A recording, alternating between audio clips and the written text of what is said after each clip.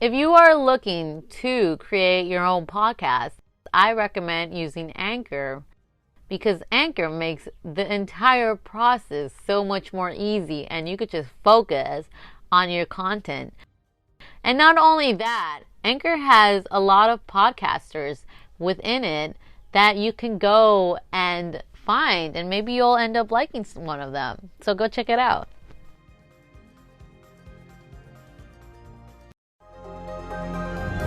Hey guys, it's Fabiola Rivas, and welcome to the Fabulous Podcast.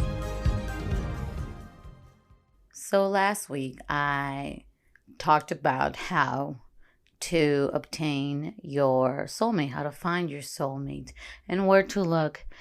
This time, what I want to talk about is what you are attracting in a person when you are looking for your soulmate, when you find this person. One of the things that soulmates do is they bring out everything out of us. They bring out the most amazing love, and they also bring our worst fears.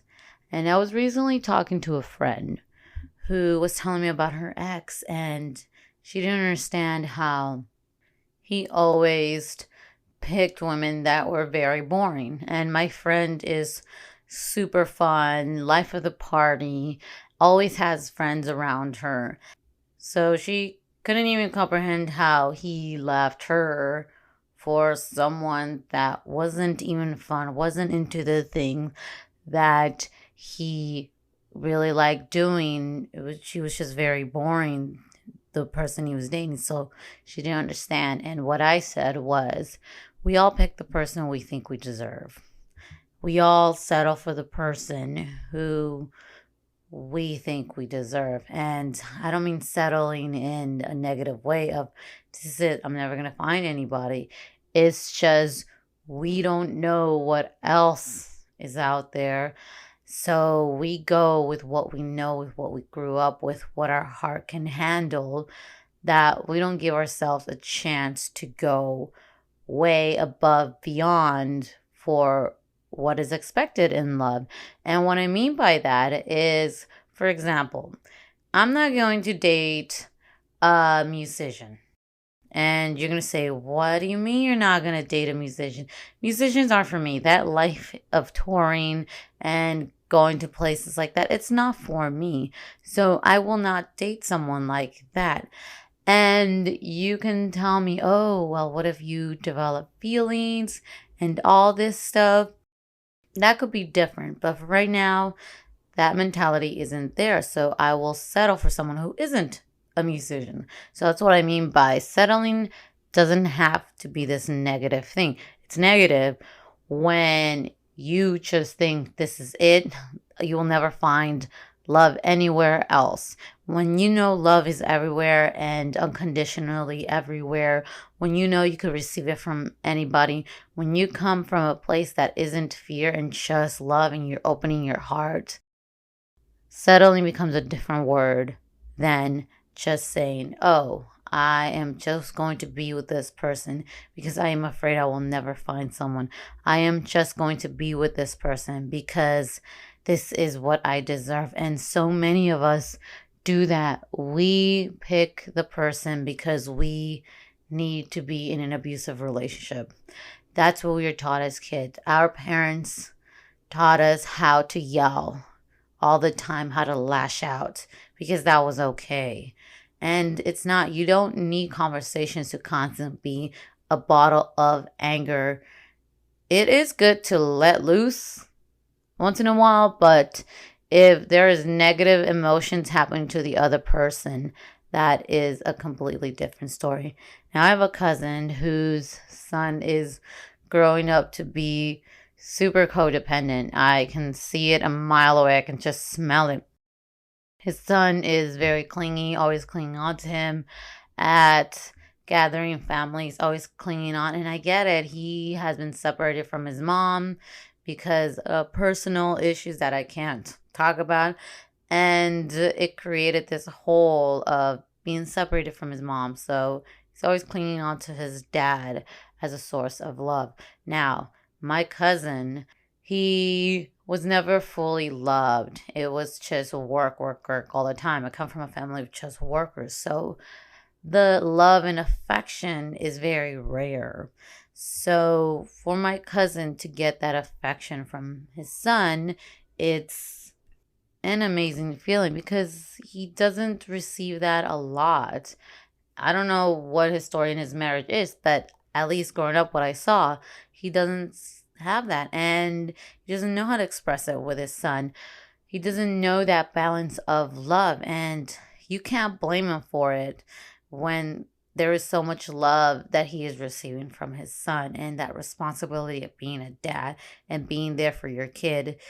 So I can see that my cousin's son is going to have that issue in love of being clingy to love. And it could be two things, being afraid of letting it go, or it could be a strength of love is everything and just be the most lovable person with anybody. It can go either way, but there's going to be a level of pain being experienced. So when my cousin's son grows up, there is a lesson there that's going to be taught. And when he meets someone that is his soulmate, there is going to be that lesson.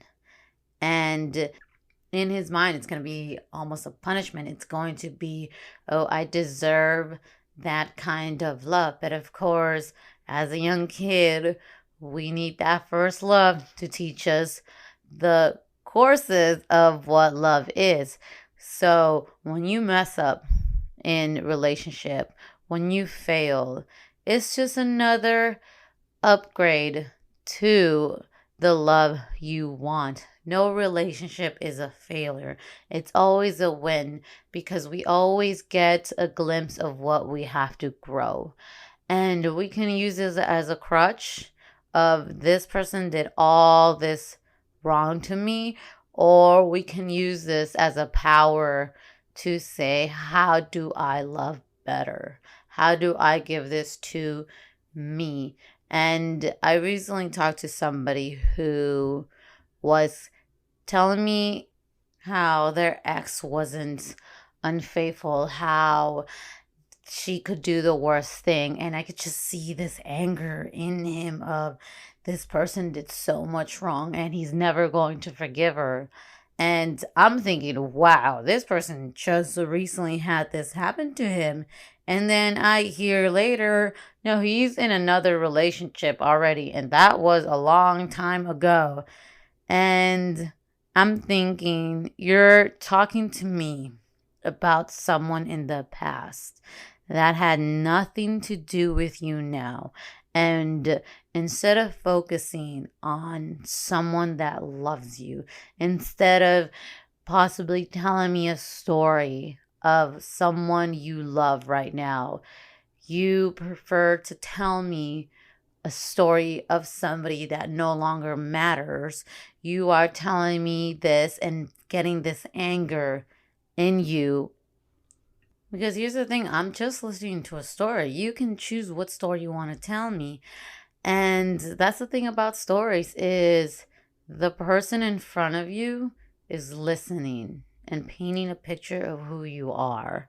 So whatever story you tell is what you give life to all the time. So this new relationship, it is what it deserves because this guy is still holding on to the past person. So when you want to find your soulmate, when you want to attract that person, ask yourself, what do I really deserve? Do I really deserve love? Or do I deserve someone who is going to control my life? Do I deserve someone who is going to tell me how to live my life? Do I deserve someone who is going to teach me a new perspective in life? Do I deserve someone who is going to go on adventures with me? Do I deserve someone who I have to fight all the time? Do I deserve someone who's going to bring a lot of drama to myself? Do I deserve someone who is going to really frustrate me and bring out the worst in me? Do I deserve someone who is going to challenge me? What do you deserve? I mean, I ask that question myself all the time. And hey, no relationship is going to be perfect.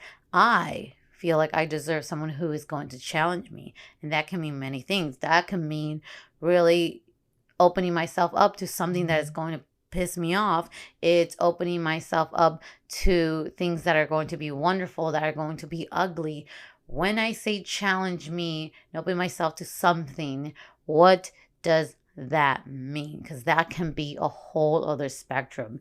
So always look within, because the love we want is always perfect, everything we ever wanted. And I look at all my relationship, and I always know that they always challenge me in a frustrating way, in a way that's going to hurt my heart, make it grow.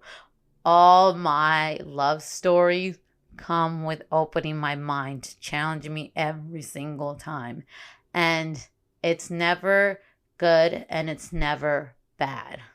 And it is what we want to make it. Just because it is another human being doesn't mean it's also part of our story. We cannot control other people, but the person we choose, we can control that, because we can say no to that person.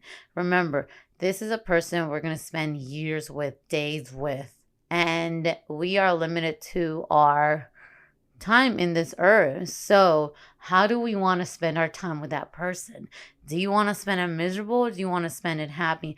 Do you want to spend it in a way where you're just constantly frustrated? Do you want to spend it in a way that is beautiful? You get to choose your story.